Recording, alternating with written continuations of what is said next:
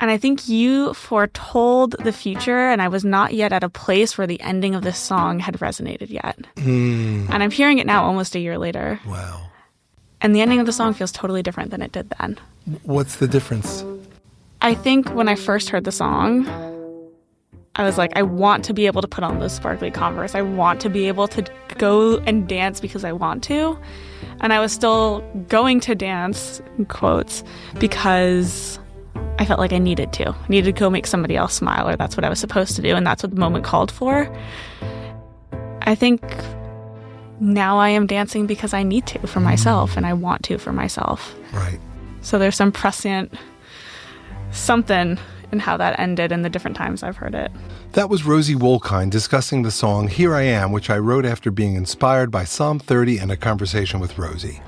I'm Shep Rosenman. This is The Rest is Commentary, where we discuss what songs inspired by the Psalms or Tehillim inspire in my guests. Please support the podcast and the songs by sharing, liking, commenting, and subscribing on your favorite platforms, whether to me personally as an artist or to the podcast itself.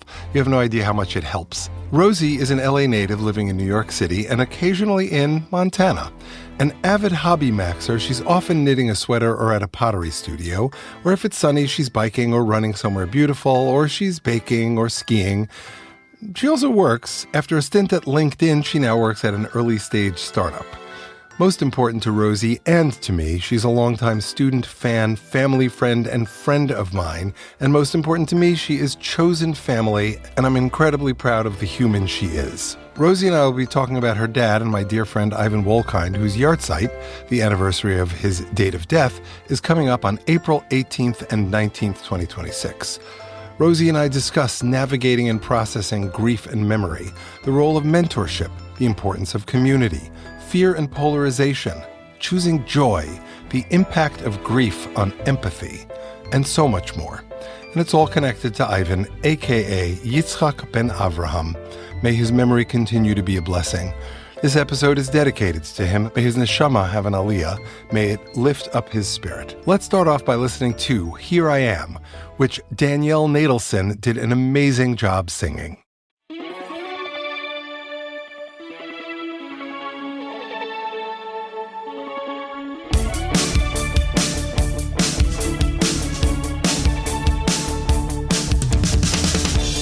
Here I am, in thrifted Betsy Johnson, red dress bathed in lilies and glorious purples. I'm buckling up my perfect, well-worn espadrilles, the ones that feel like they don't have heels. They make me even taller than I am, but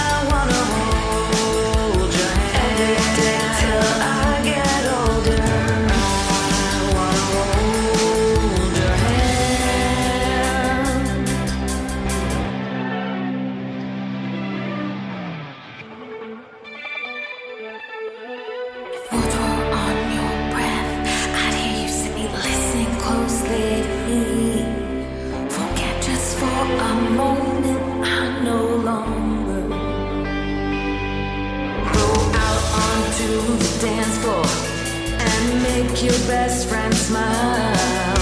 I may not walk this earth, but I will walk you down the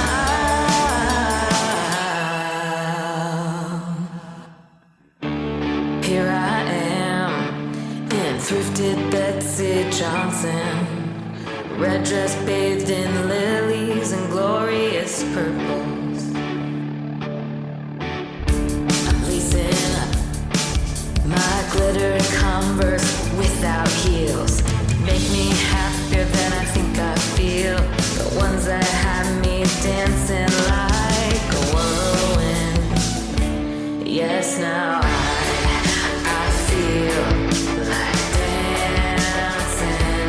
Yeah, I feel like dancing because your heart is in me.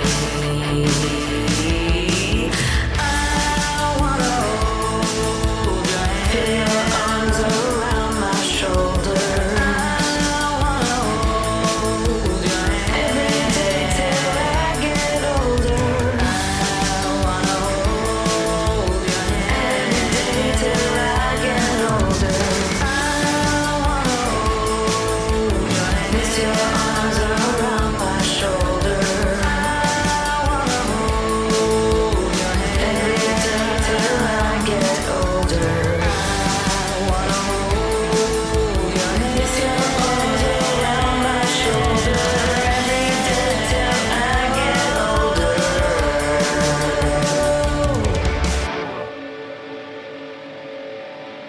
Hi, Rosie. Hi, Shep.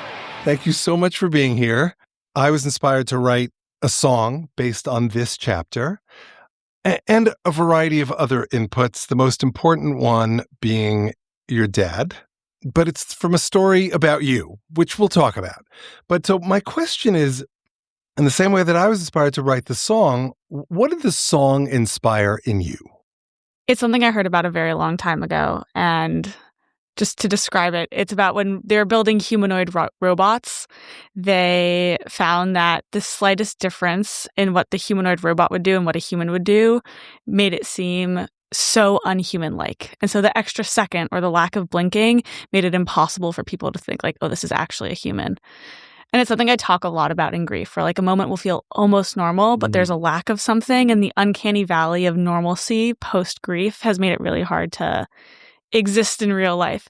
And I think when I hear this song, there's so much of it that's so accurate. And then the one or two things that don't necessarily line up with my experience or my memory, I'm like, but that's not it perfectly. And I think on one hand, I feel so seen, and you've captured feelings that maybe I've shared with you, maybe you've read on my face. But there's also pieces in that where I'm like, it wasn't this thrift store, it was that one.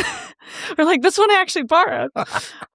I think there's also like all of that is masking a holy crap. Like that is a very real feeling and a moment and a conversation I've had in my head and my heart so many times. And the first time I heard this song was when you played it at the 1 year yard site in the Waldman's backyard. Yeah. And I think you foretold the future, and I was not yet at a place where the ending of this song had resonated yet. And I'm hearing it now almost a year later. Wow. And the ending of the song feels totally different than it did then. What's the difference?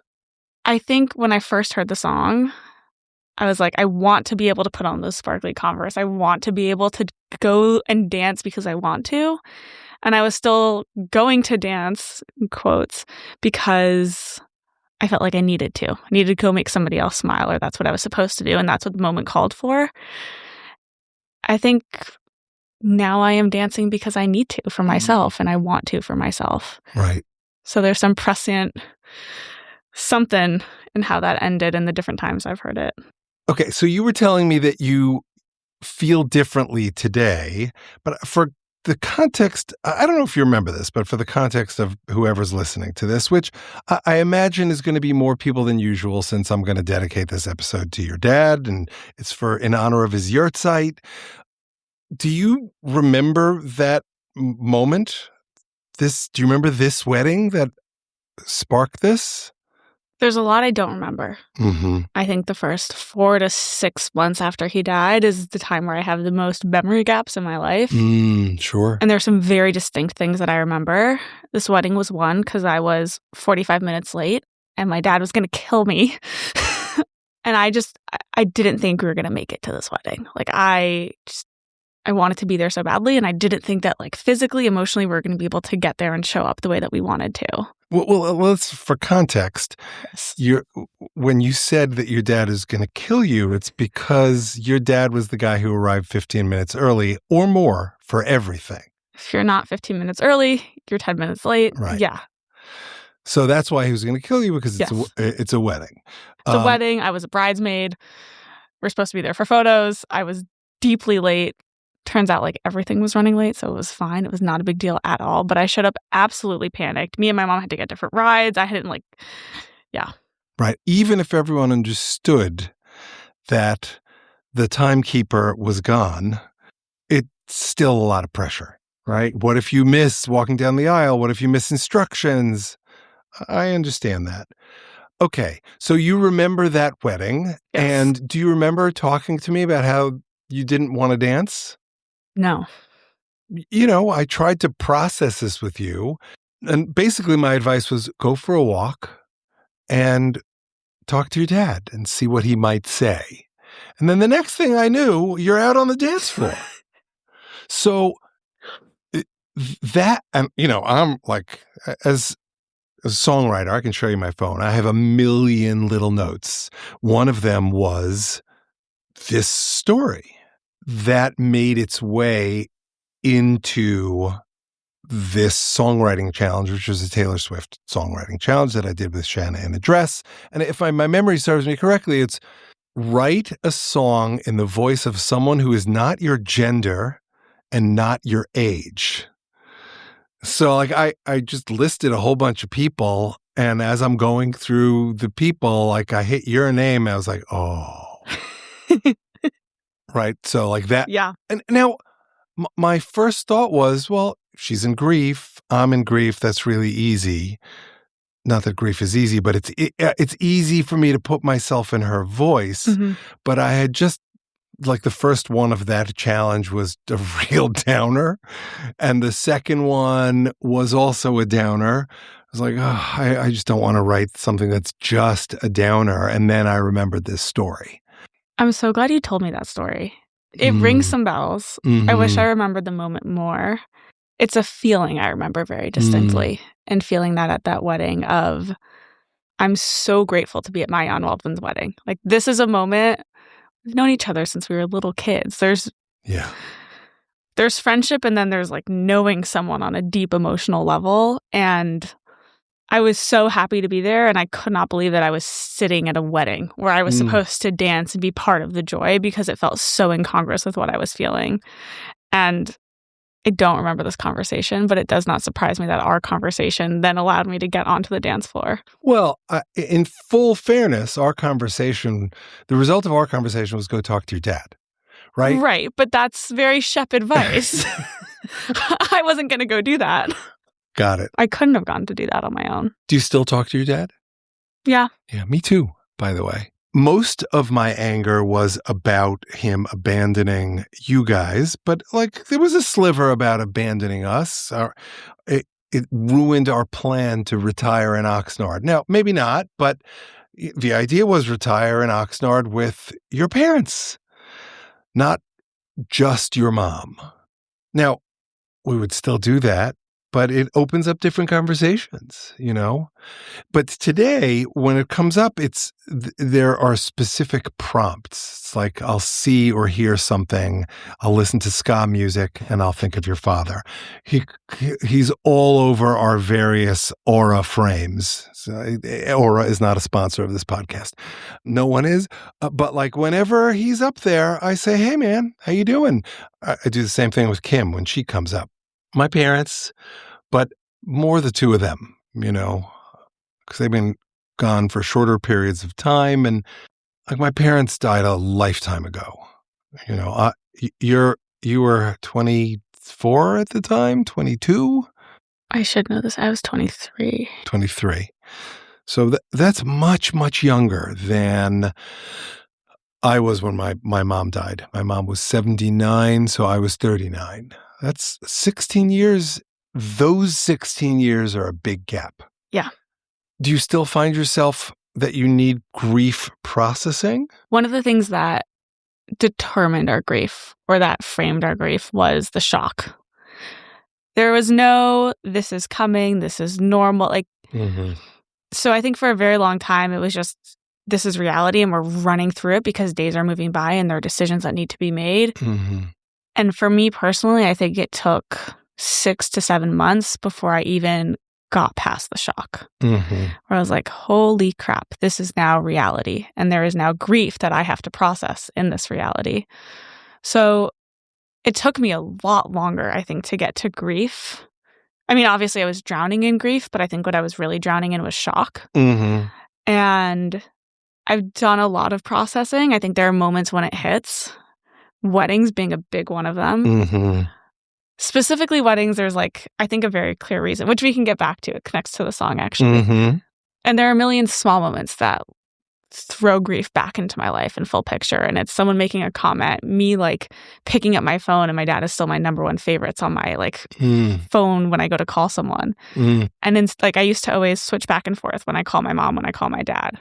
Whoever I called last, I would just call the other person. And when I know I've called my mom, my brain still goes, okay, go call your dad. Just so crazy. It's been 2 years and it's still okay, you called mommy last, go call dad. Well, is that a function of desire? Yeah, of course. Mm-hmm.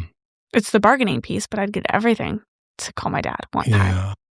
Extrapolating from that, it also means that whenever you encounter your mom, and possibly us, it's triggering grief for you.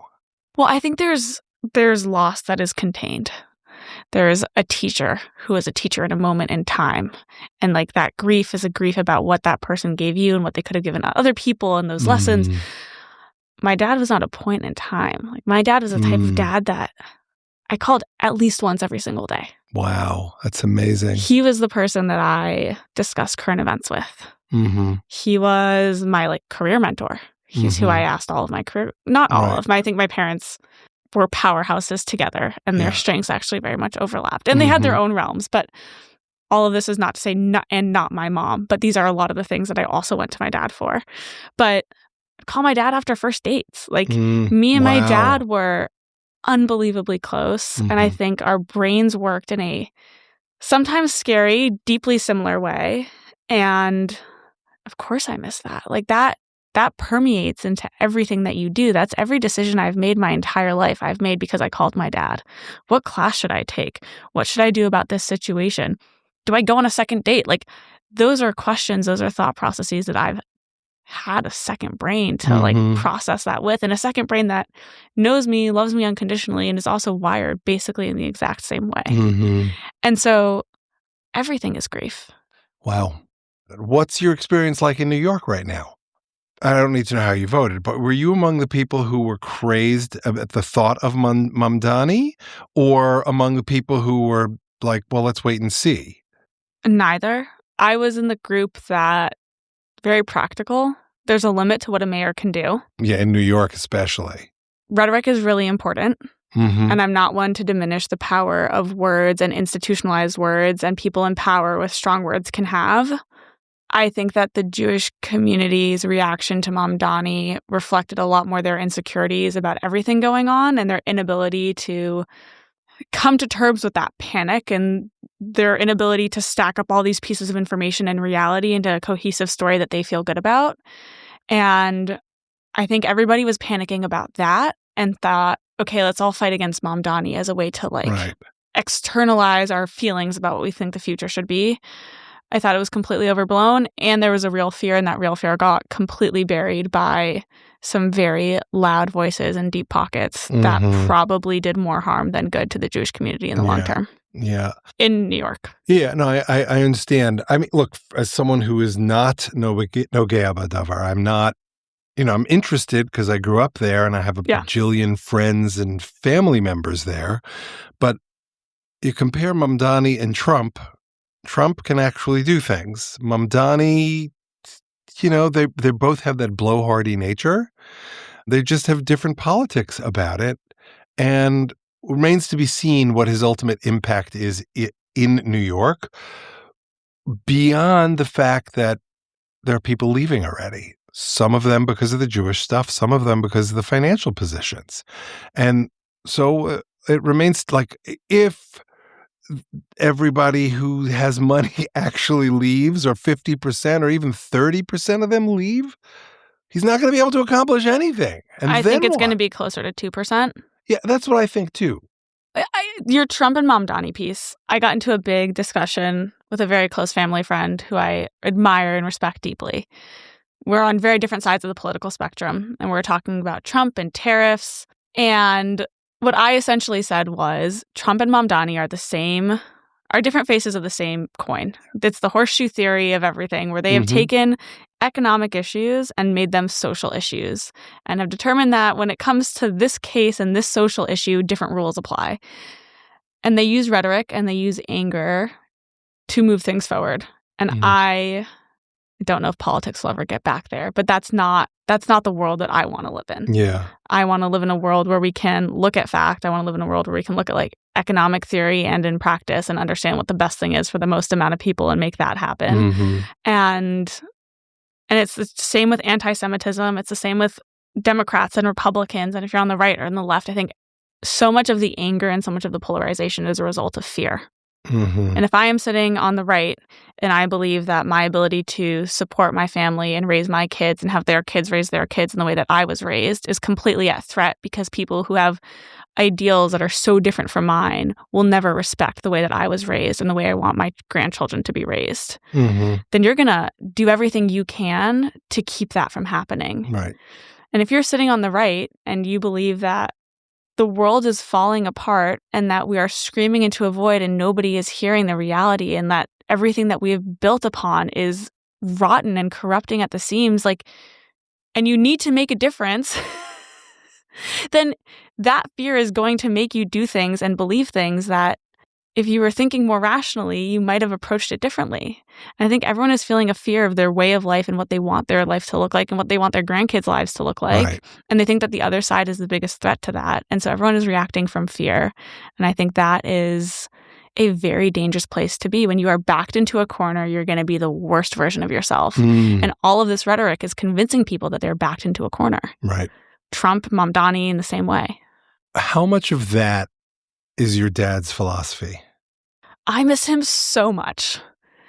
I mean, so much has happened since he's died where all I've wanted to do is pick up the phone and be like, what the hell is that New York Times headline that popped up on my phone? Like, how are you thinking about this? And one of the biggest pieces of emotional struggle, biggest, I don't know. But sometimes you give me the advice, like, what would your dad say?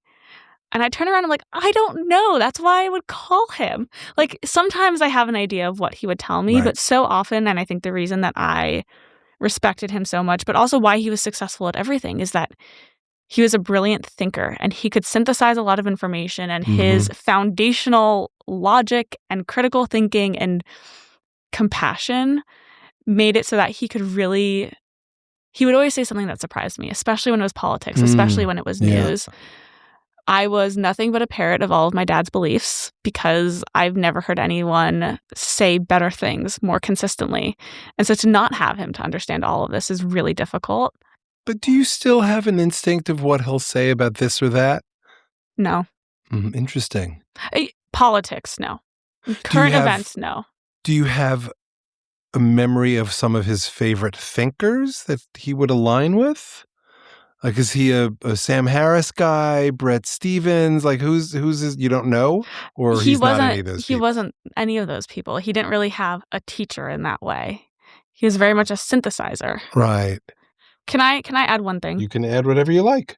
There were times when I was completely unalarmed by something. And when I would call my dad and we would talk about it, and he'd be like, no, this is actually a big problem. I'm worried about this, and this is why. And there were times where I was freaking out about a headline or an event or something, and be like, don't panic. This is why I'm not worried.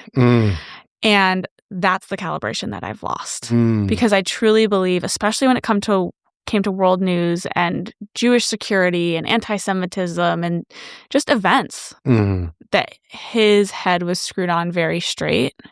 And it was very rare that he was wrong. And it took me a long time to come to terms with that. Like, there was a long time where we disagree about a whole bunch of things.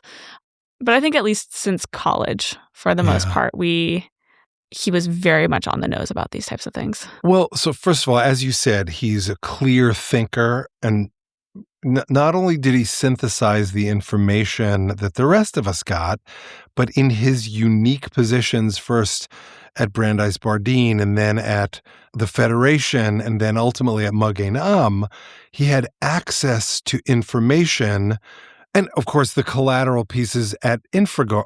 Infragard. It will also LAPD. Right. CSI, which is the community... Not the TV show. No. Community Security Initiative, which he set up at the Federation, and then also through the FBI at Infragard. Right. So it was that foundational knowledge, his relationships and his access to knowledge, and then his brain on top of all of that, I think was...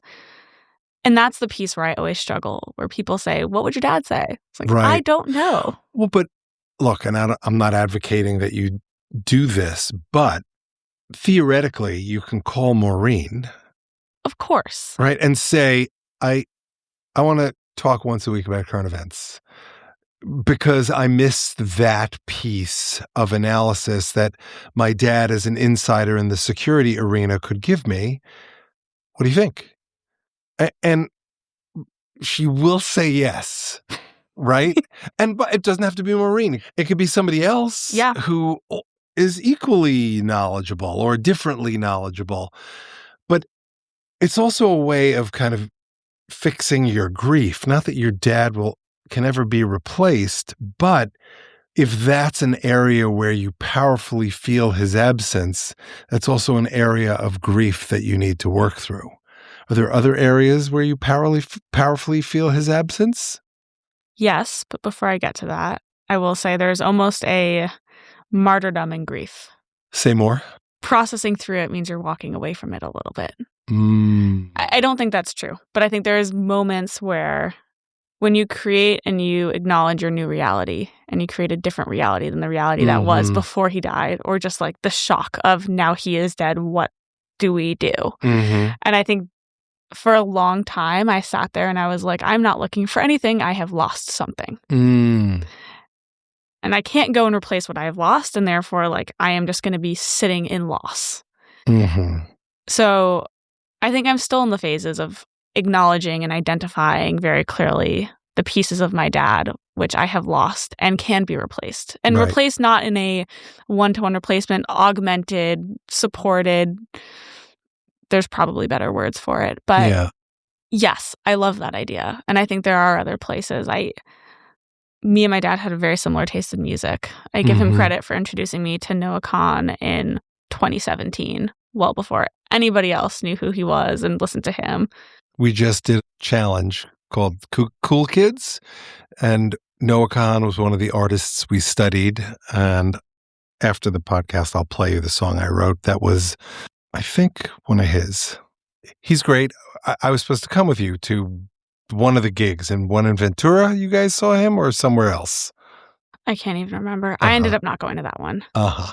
But I think there's a lot of places where you don't even realize where a person fits. And so much of grief still is like finding all these places that bring me sadness. And I'm not even realizing that that's what I'm missing is his absence. I'm just, now that I'm not sad all the time, and grief isn't the glasses within which I see the world, I think now I'm finally starting to recognize the places where I really feel his absence. And when I think about the moments that make me miss my dad, I'm finally starting to have the pattern recognition to realize, like, oh, that is a piece of my dad that I don't have anymore. And maybe that's something I can build in a different form in my life going forward. It sounds like you're in a, not that grief is ever good, but you're in as healthy a place as you can be. You're confronting it and you're living life. You know, the Torah is super clear about this. Choose life. V'charta b'chaim. And the rabbis themselves are super clear about it. You're going to be sad for however long you're going to be sad. It's maybe the rest of your life, but get out there. Here's 3 days where you don't talk. Here's 7 days where you talk to people in a big community. There's 30 days where you don't shower, you don't cut your nails. Then there's a year where you don't buy new clothes and you say Kaddish and you do a lot of learning and you don't go to movies and you don't go to big parties unless you have a role or there's a reason like ba, ba, ba, ba, ba, ba, ba. Yeah. You stop saying Kaddish at 11 months and then you're side at 12 months. Finished. Genug. I went through all of that in case somebody doesn't know that all that stuff. I know you do. And so the rabbis are telling you got to live your life. You can't spend the rest of your life in mourning. I think with grief, you recognize the duality of every positive experience. For a very long time, there was so much hard. Going back to the song, that was that moment of I am so happy to be at this wedding and my heart is breaking. And I don't know how to dance and I don't want to dance because that feeling of my heart breaking is simply too big. And so much of grief in the first year, now too, has been learning how to hold the happiness and the hard in so many of life's biggest moments. Right. And I think, my dad's birthday usually falls on Sukkot, which is the Jewish holiday, which is also usually, depending on days, but the Jewish date of when October 7th happened. His yurtzeit is also on Yom HaAtzmaut, or it's right next to Yom HaAtzmaut and Yom HaZikaron. And Israel Independence Day and the Memorial Day for the Israel soldiers. National Day of Mourning that transitions from one moment to the next day is like a national day of celebration. And when you think about Simchat Torah, it's a day and a holiday where you are supposed to be happy and celebrate the Torah. And it's also one of the biggest modern tragedies. And so much of my grief, and when my dad's dates fall out in my life, has been understanding how to hold happiness and sadness at the same time. There's this quote, mitzvah gedola liot b'simcha tamid. It is a big mitzvah to always be happy. Right. And I hated that line. I was like, that's the stupidest thing I've ever heard. What a unacknowledgement of the reality of human nature and where I am and who I am. And you hear that a lot on Simchat Torah. And then I found the full quote. And I'm going to butcher it, and maybe it's worthwhile to look it up. But it's mitzvah gadol liot b'simcha tamid. It is a massive mitzvah to always be happy because human nature is so hard and grief is so big. And the full quote is worth finding, so I'm going to wait for you to find it. Because for me, acknowledging that happiness is so important because life is so hard. It's from Rebbe Nachman of Breslov.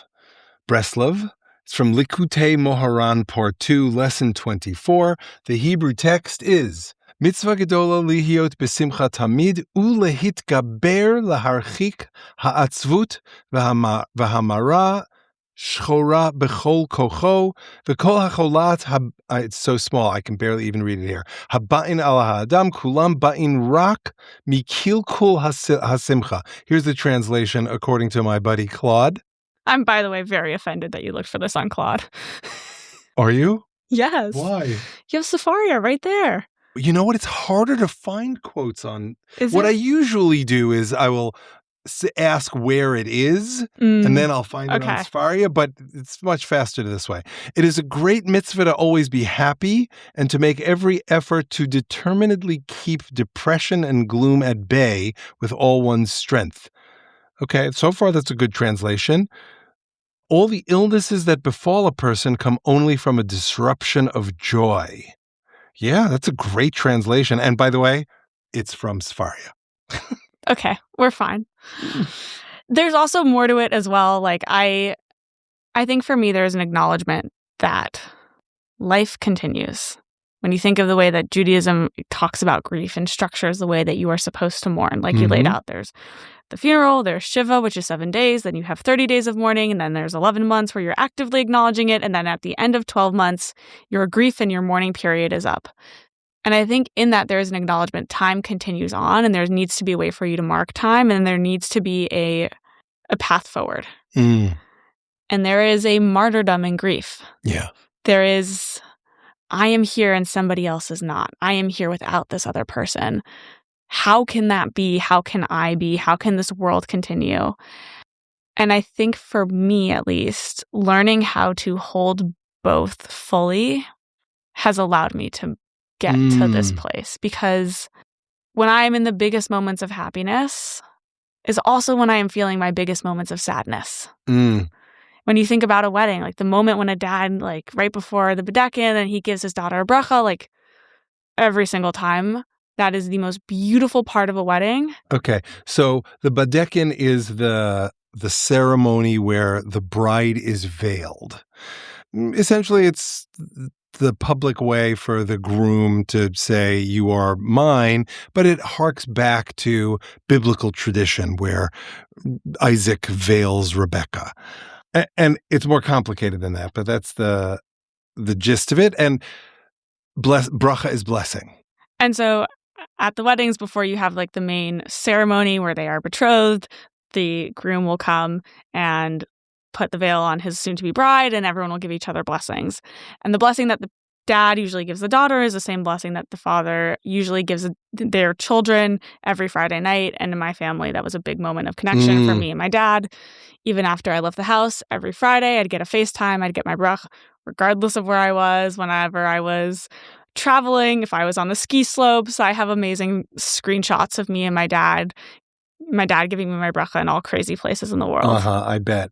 And that moment, I think, it's a moment where there is so much joy and there is so much sorrow.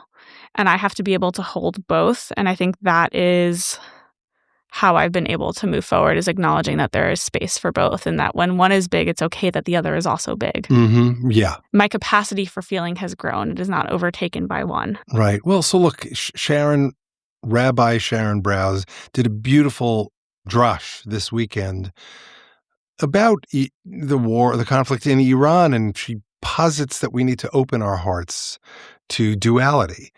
Perek Beis, the second chapter of Tehillim, has this ditty in it.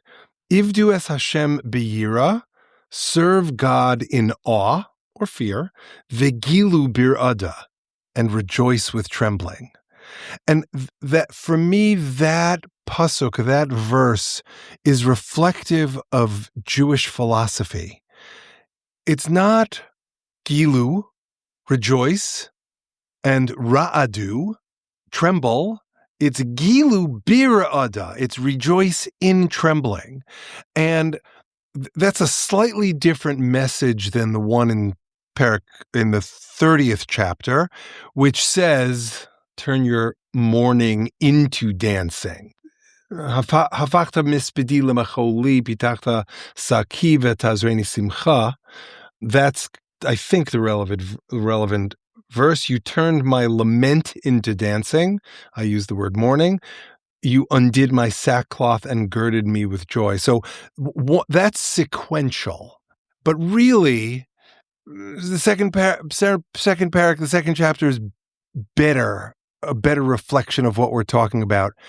Since October 7th, we have to mourn the victims who experienced everything they did on October 7th, who were killed, who were held hostage, and we have to dance again.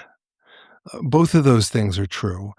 And, in having a capacious heart, that's the language that Rabbi Browse used. Like, a lot of the Orthodox community won't say this, and I'm being very careful with my language, innocent civilian Palestinians, you have to mourn their loss too. And you have to hope that their community can dance again too. Now, if we can debate who's an innocent civilian Palestinian. Well, I would say non-innocent people were killed. Mm-hmm. There was a lot of death. Right. And that is sad. Right. That's bad on its own. And we can be sad about that, even if we understand why, or we understand how we've justified it. It's beautiful. It's controversial. Right. There's so much to say about grief. One piece I continue to come back to is grief has made me a kinder person. Grief has made me a more patient person. And grief has made my heart bigger. My capacity for emotion has exponentially grown. Mm-hmm. And geopolitics aside, I think my ability to see hurt and then to feel it myself, my ability to empathize truly has really grown. And when your world, and I keep going back to this, but when your worldview is rooted in fear, your ability to empathize and to really feel other people's hurt, I think, is greatly diminished. And I think that is a huge loss. And I think grief can make you hard and grief can make you soft. Yeah. And there's this line from a Zach Bryan song. It's not perfect, but it's, if I'm lucky enough, I will have experienced this life and it will have made me soft. That's beautiful. He's And such a simple, beautiful writer. He's one of the other writers we studied.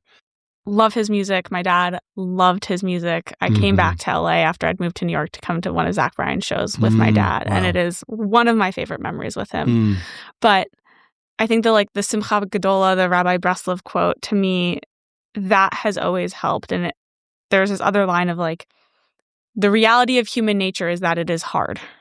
And like, this existence is difficult. And if you are lucky enough, you will lose people you love because you will have had enough people that you love that someone will eventually be lost. And like, life is hard and life is going to continue to be difficult.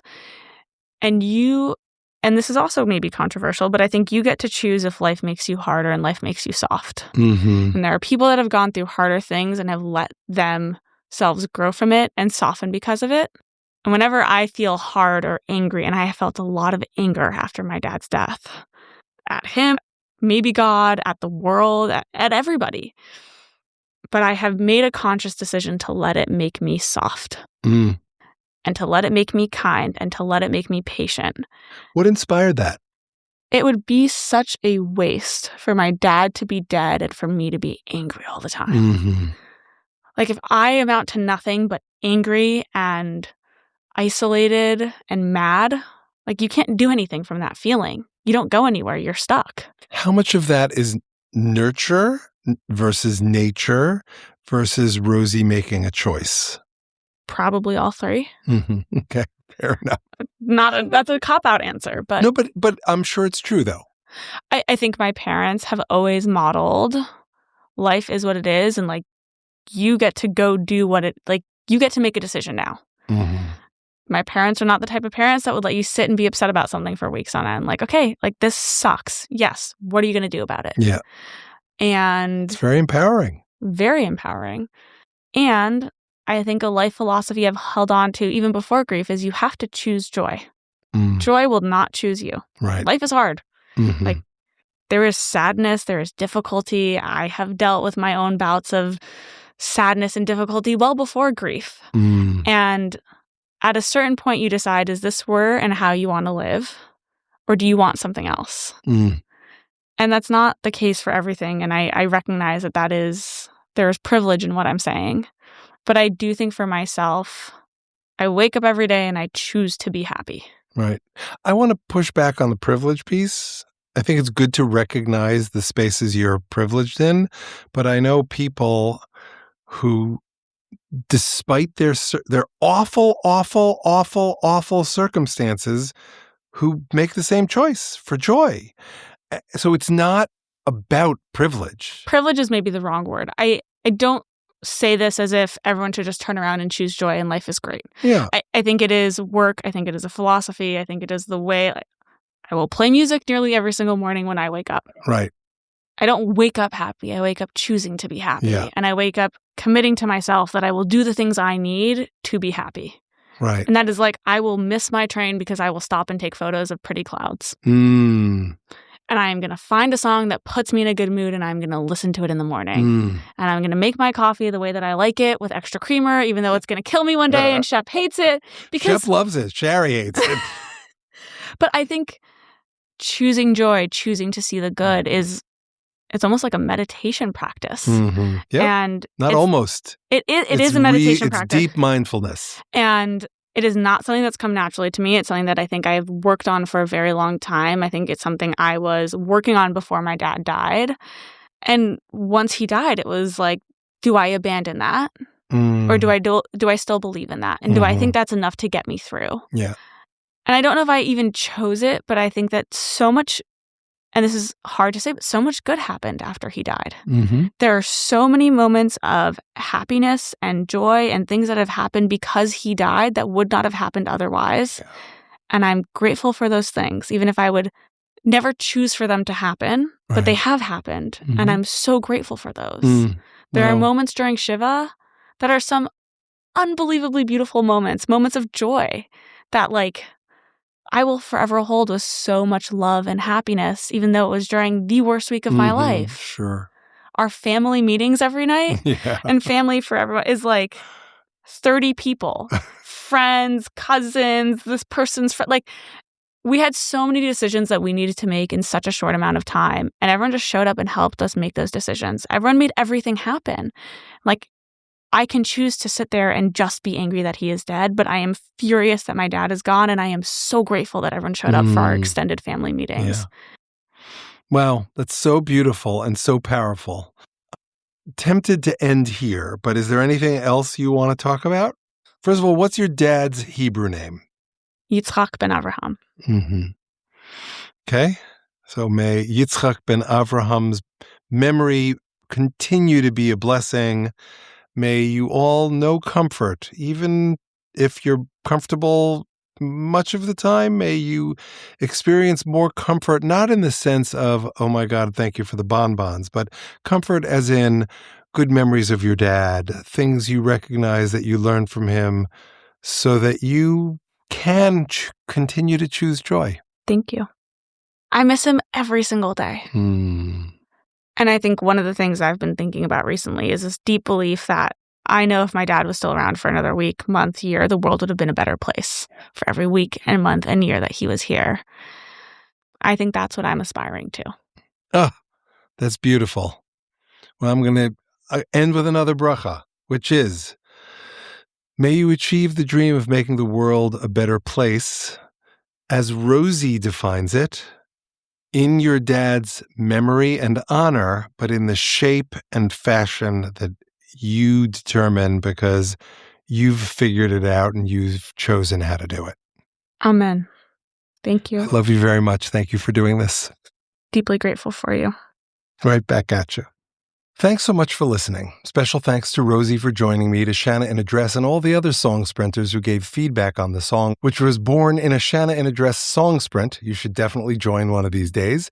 To Danielle Nadelson for doing such a great job on the song's vocals, to Devin Schwartz for his help in producing this episode, to E-Rose for his help producing the song and this episode, to Jessica Chana Swedler for her help on social media, to Liat Silvera for designing the podcast logo, and to my wife Shari, who always makes me want to dance. Wishing her a refuah shlema on her upcoming knee replacement surgery, a quick and speedy recovery. You can find Here I Am and all of the other songs in this song cycle on most platforms that stream or download music, including Spotify, Apple, and YouTube.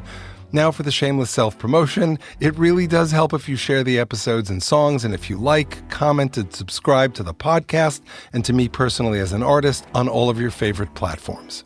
In the next episode of The Rest is Commentary, I'll be talking with my friend and mentor, Raymond Simonson, CEO of JW3 in London. We discuss the significance of youth movements and community in fostering resilience and hope, music and social commentary serving as inspiration for collective action, the spirituality of DJing, the importance of storytelling in songs, laughing among the ruins, reinterpreting traditional texts to address contemporary issues, the divine nature of community, and so much more, all inspired by Raymond's thoughts after listening to Fire Drill Fridays, which was inspired by Psalm 6.